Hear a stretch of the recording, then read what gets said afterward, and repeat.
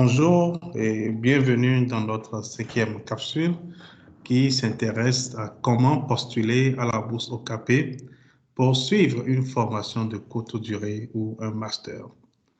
Et avez-vous déjà eu votre lettre d'inscription ou d'admission? Si telle est que la réponse est non, je vous invite à suivre les capsules 1, 2, 3 et 4. Mais si telle est que la réponse est oui, recevez toutes nos félicitations.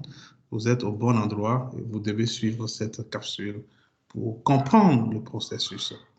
Alors ici, vous avez un exemplaire de lettre d'admission d'une structure WCDI et dans cette lettre, vous allez voir, il y a un certain nombre de documents qui sont listés. Et ces documents, vous devez les fournir pour postuler à la bourse OKP.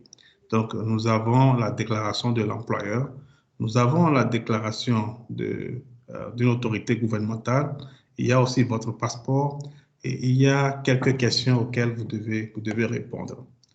Alors, donc ici, comme je l'ai dit, il y a ces trois documents. Donc ici, la déclaration de l'employeur se trouve au niveau de ce lien.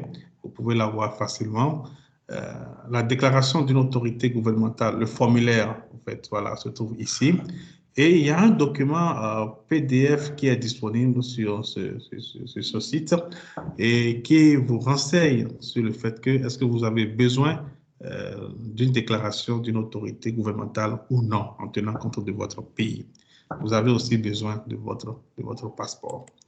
Alors ici, vous avez un exemplaire de la déclaration de l'employeur. C'est un document à 2 pages que l'employeur doit remplir.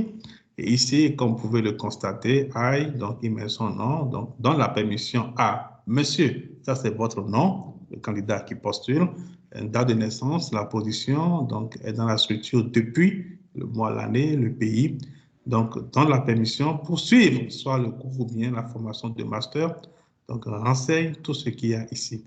La seconde page, ici, elle est importante parce que ici, l'employeur doit renseigner sur, disons, le nom de l'institution ici, la mission de l'institution, les activités au niveau de l'institution, les domaines dans lesquels ces activités sont effectuées.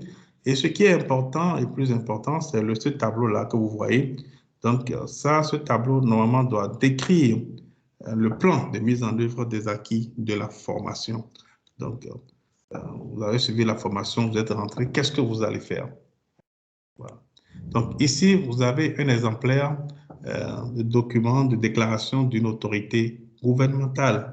Donc, ce test est enlevé, le test qui est en haut. Donc, l'autorité met son nom, votre nom et met sa signature ainsi que son cachet. Vous devez aussi apprêter vos réponses à 3 questions principales. La première question, quel est le problème au niveau de votre pays auquel vous voulez apporter des solutions en suivant ce cours?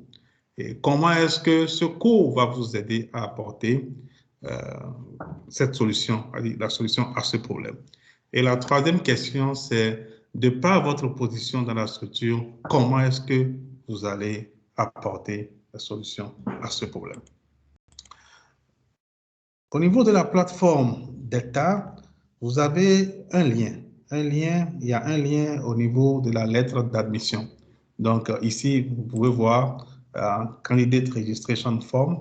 Donc lorsque vous cliquez là, vous irez directement sur la plateforme d'État et là maintenant, vous allez renseigner des informations.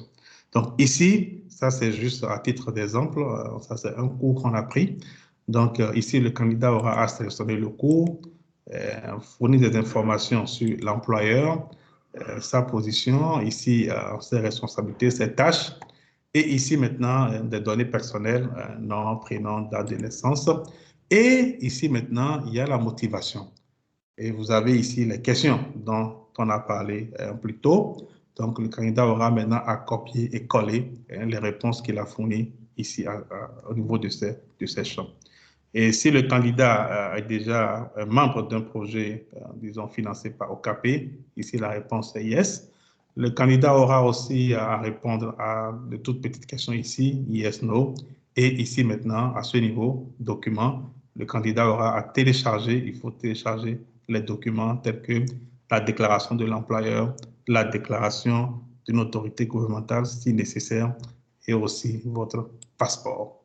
Merci pour votre attention. Donc, plus d'informations sur ces deux sites et à bientôt pour notre dernière capsule qui est la capsule 6 qui s'intéressera à que faire si vous êtes sélectionné. Merci beaucoup.